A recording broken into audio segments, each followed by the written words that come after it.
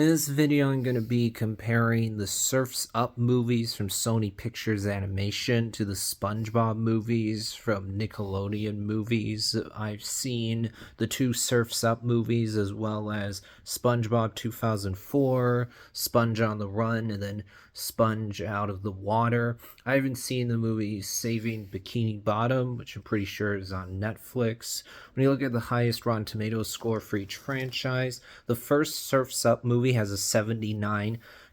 That's the highest. When you look at SpongeBob, the second movie, Sponge on the Run, pretty sure, has an 81%. So SpongeBob wins here. Then when you look at lowest score, Surf's Up 2 only has a 32%. Then when you look at SpongeBob, the most recent movie, the one that came out in 2020, only has a 67%.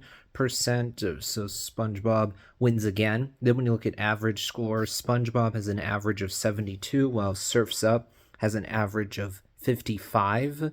So SpongeBob wins again. Then when you look at gap between lowest and highest score, you have a gap of 47 in the case of Surf's Up, and a gap of only 14 in the case of SpongeBob. So SpongeBob wins again, meaning SpongeBob is going to win this debate regardless of my personal opinion. It's won every round so far.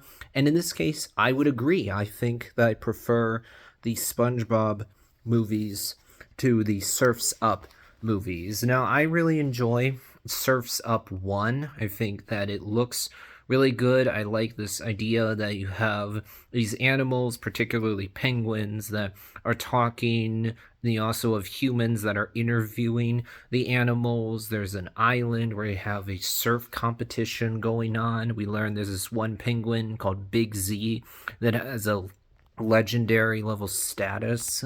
He seemingly died years ago. The surfboard that he used is erected up in his honor.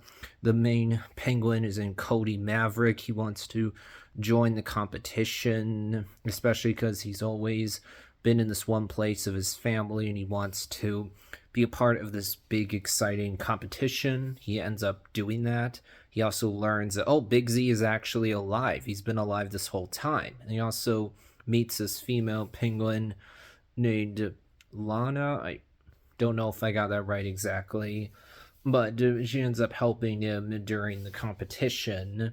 And at the end of the movie, we see that Cody becomes quite good at surfing. And at the end, he actually does the honorable thing, which is that he lets his friend named Little Joe, I think, win. He had the opportunity to win if he wanted to, but he actually chooses to give that up because he decides that it's more important for me to allow him to win rather than me winning myself. So he chooses to do what is selfless.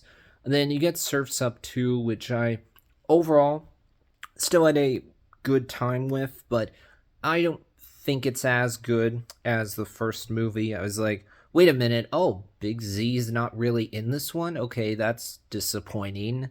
And also, we're not continuing the storyline with the surf competition. It's instead about Cody meeting these people who he really looks up to, these daredevil surfers who do all these crazy, insane things. He goes on this big, long journey with them. The female penguin goes on the journey with him as well. Little Joe ends up coming along. And then by the end of the movie, Cody Maverick decides he doesn't actually want to join them because he realizes he already has a home. He has people that he cares about, and that's more important to him than joining them on all their crazy stunts. I mean, I like that. It's heartwarming when you get to the end, but I didn't think it was quite as fun as the first one. When it comes to the SpongeBob franchise, this is one I've been familiar with for a long time. Not even because I've chosen to watch episodes on my own, more because over the years I've caught little bits of SpongeBob over time, where like I've seen a little bit of SpongeBob at a hospital, or when I've gone to spend time with a friend I see a bit of SpongeBob. It's that kind of thing where I haven't watched a ton of episodes of the actual show before, but before I recently watched the SpongeBob movies, I had seen enough of SpongeBob where I knew the names of the characters: SpongeBob SquarePants, Patrick, Squidward, Plankton, Mr. Krabs. I knew that SpongeBob works at this restaurant called Krusty Krabs. He's helping to make this specific kind of burger that everyone in Bikini Bottom loves. I blanking on the specific name right now, but he helps to make this crab burger that everyone loves. He also Plankton, who's in charge of this place called the Chum Bucket, who's always trying to steal Crab's secret formula. I also remembered the intro to the episodes of the show where you have this pirate in a framed picture saying, "Are you ready, kids? Aye, aye, Captain. I can hear you. Aye, aye, Captain.